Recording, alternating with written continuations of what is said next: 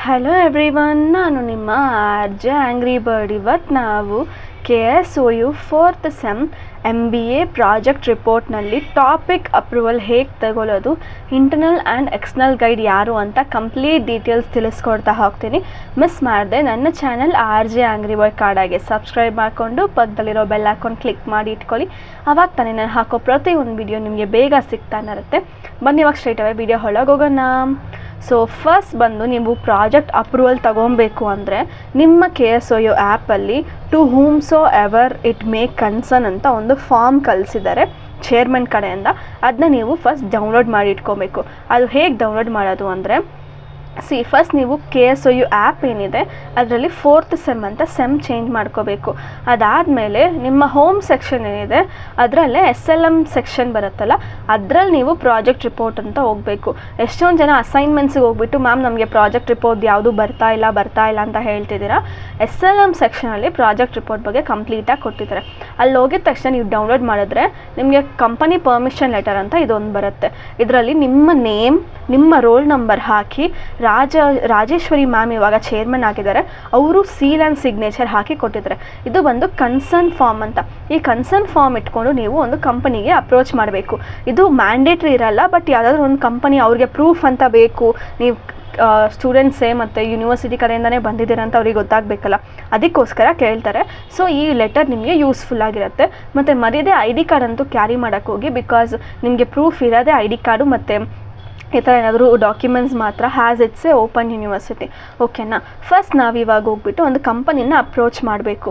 ನಿಮ್ಮ ಕಂಪನಿಗೆ ಒಂದು ಅಪ್ರೋಚ್ ಮಾಡ್ತಿದ್ದೀರ ಅಂದರೆ ನಿಮ್ಮ ಸ್ಪೆಷಲೈಸೇಷನ್ ಏನಿದೆ, if it is accounts, finance, marketing, HR, hospital management, ಈ ಥರ ಇದೆಯಲ್ಲ, ಈ ಪ್ರತಿಯೊಂದಕ್ಕೂ ನೀವು ಅದರದ್ದೇ ಆದಂಥ ಒಂದು ಆಫೀಸ್ಗೆ ಹೋಗಿ ಅಪ್ರೋಚ್ ಮಾಡಬೇಕಾಗತ್ತೆ.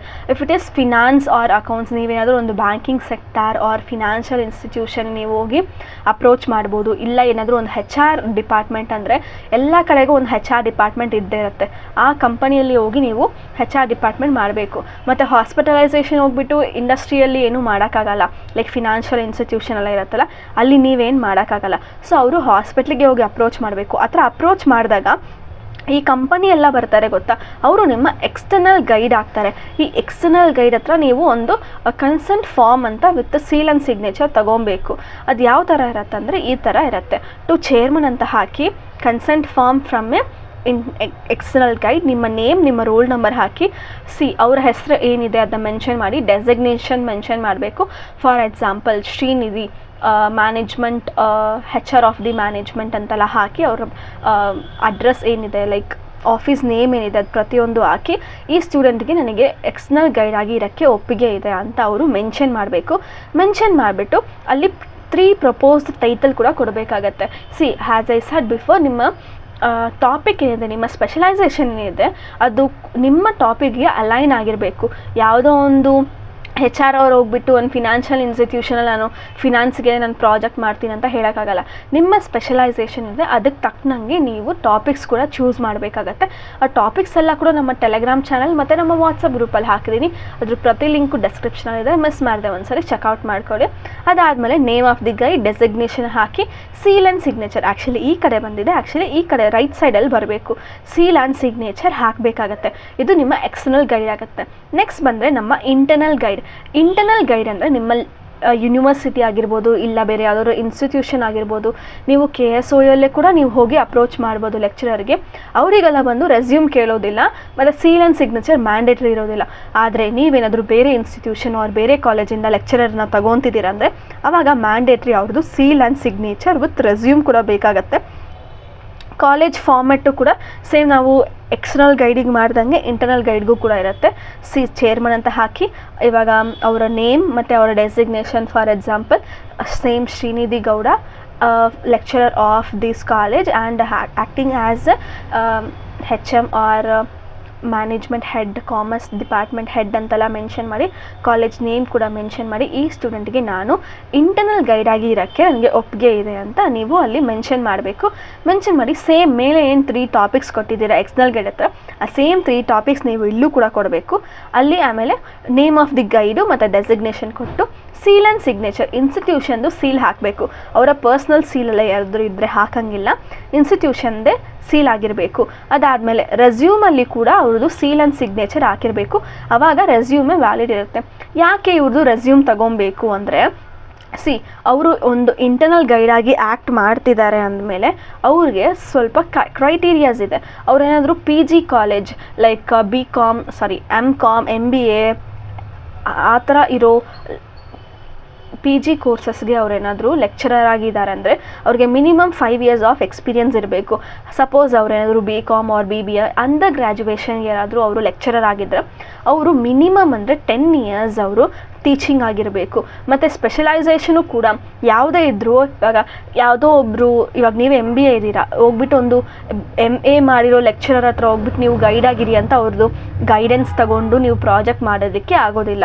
ಅವರು ಕೂಡ ಇವಾಗ ನೀವೇನು ಕೋರ್ಸ್ ತಗೊಂಡಿದ್ದೀರಾ, ಫಿನಾನ್ಸ್ ಆಗಲಿ, HR ಆಗಲಿ, ಇಲ್ಲ ಮಾರ್ಕೆಟಿಂಗ್ ಆಗಲಿ, ಅದನ್ನ ಅವರು ಫ್ಯಾಕಲ್ಟಿ ಆಗಿ ಇರಬೇಕು, ಅದನ್ನ ಅವರು ಕೋಚಿಂಗ್ ಕೊಡಬೇಕು.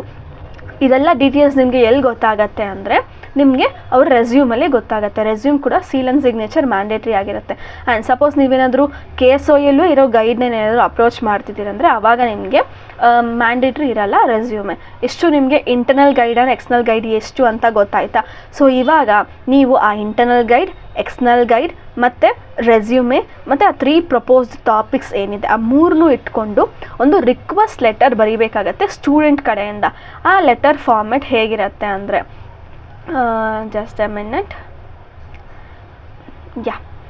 ಆ ಲೆಟರ್ ಫಾರ್ಮೆಟ್ ಹೇಗಿರುತ್ತೆ ಅಂದರೆ, ಟು ಚೇರ್ಮನ್ ಅಂತ ಹಾಕಿ ಆ ಅಡ್ರೆಸ್ ಎಲ್ಲ ಏನಿದೆ ಇಲ್ಲೇ ಕೊಟ್ಟಿದ್ದಾರೆ ನೋಡಿ, DOS and R in management, first floor, Hamsa building, above admission section.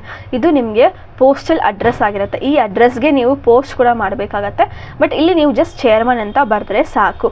ಅದಾದಮೇಲೆ ನಿಮ್ಮ ನೇಮ್, ರೋಲ್ ನಂಬರ್, ಸ್ಪೆಷಲೈಸೇಷನ್, ನಿಮ್ಮ ಕಾಂಟ್ಯಾಕ್ಟ್ ನಂಬರ್ ಮತ್ತು dear or respected sir or ma'am requesting to approve our project title ಅಂತ ಹಾಕಿ, ಸೇಮ್ ಇಲ್ಲಿ ಫಾರ್ಮೆಟ್ ಹೇಗೆ ಕೊಟ್ಟಿದ್ದಾರೆ ಇದೇ ಫಾರ್ಮೆಟಲ್ಲಿ ನೀವು ಪ್ರತಿಯೊಂದು ಬರೆದು ಈ ಪ್ರಪೋಸ್ಡ್ ಟಾಪಿಕ್ಸ್ ಏನಿದೆ ಆ 3 ಟಾಪಿಕ್ಸ್ ನೀವು ಇಂಟರ್ನಲ್ ಗೈಡ್, ಎಕ್ಸ್ಟರ್ನಲ್ ಗೈಡಿಗೆ ಏನು ಕೊಟ್ಟಿದ್ದೀರಾ ಅದೇ ಟಾಪಿಕ್ಸ್ ಇಲ್ಲಿ ಕೊಟ್ಟು ನಿಮ್ಮ ಸ್ಟೂಡೆಂಟ್ ಸಿಗ್ನೇಚರ್ ಕೂಡ ಹಾಕಿ ನೀವು ಐದರ್ ಸಬ್ಮಿಟ್ ಪೋಸ್ಟ್ ಆದರೂ ಮಾಡ್ಬೋದು, ಇಲ್ಲ ಅಲ್ಲೇ ಕೂಡ ಹೋಗಿ ನೀವು ಫಿಸಿಕಲಿ ಆದರೂ ಮಾಡ್ಕೋಬೋದು ಅಂತ ಇಲ್ಲಿ ಮೆನ್ಷನ್ ಮಾಡಿದ್ದಾರೆ.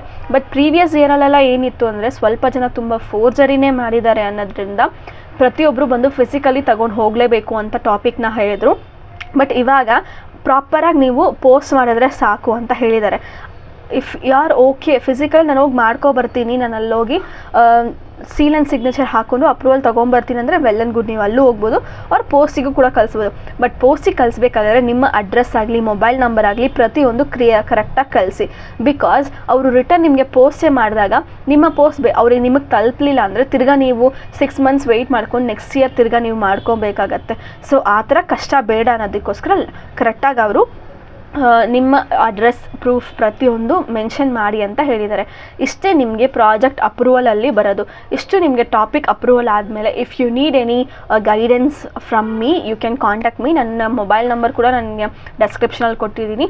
And we are also working for like project ಮೇಲೆ ವರ್ಕ್ ಮಾಡಿ ಕೊಡ್ತಿದ್ದೀವಿ. If any one is interested it will be a paid service completely. So ಬೇಕಿದ್ರೆ ಕಾಂಟ್ಯಾಕ್ಟ್ ಮಾಡ್ಬೋದು. ನನ್ನ ನಂಬರ್ ಡೆಸ್ಕ್ರಿಪ್ಷನಲ್ಲಿದೆ. ಮತ್ತು ಇದೇ ಥರ ನಿಮಗೆ ಬೇರೆ ವಿಡಿಯೋ ಬೇಕು ಅಂದರೆ ಫಸ್ಟ್ ನೀವು ಈ ವಿಡಿಯೋಗೆ ಒಂದು ಲೈಕ್ ಕೊಟ್ಟು ನಿಮ್ಮ ಫ್ರೆಂಡ್ಸ್ಗೆ ಆದಷ್ಟು ಶೇರ್ ಮಾಡಿಬಿಟ್ಟು ನನ್ನ ಚಾನಲ್ RJ Angry Bird ಕನ್ನಡಗೆ ಸಬ್ಸ್ಕ್ರೈಬ್ ಮಾಡಿಕೊಂಡು ಪಕ್ಕದಲ್ಲಿರೋ ಬೆಲ್ ಐಕಾನ್ ಕ್ಲಿಕ್ ಮಾಡಿ ಇಟ್ಕೊಳ್ಳಿ. ಆವಾಗ ತಾನೇ ನಾನು ಹಾಕೋ ಪ್ರತಿಯೊಂದು ವಿಡಿಯೋ ನಿಮಗೆ ಬೇಗ ಸಿಗ್ತಾನೆ ಇರುತ್ತೆ. ಆ್ಯಂಡ್ ಇದೇ ಥರ ಇನ್ನೊಂದು ಒಳ್ಳೆ ವಿಡಿಯೋದಲ್ಲಿ ಸಿಗೋಣ. Cheers all.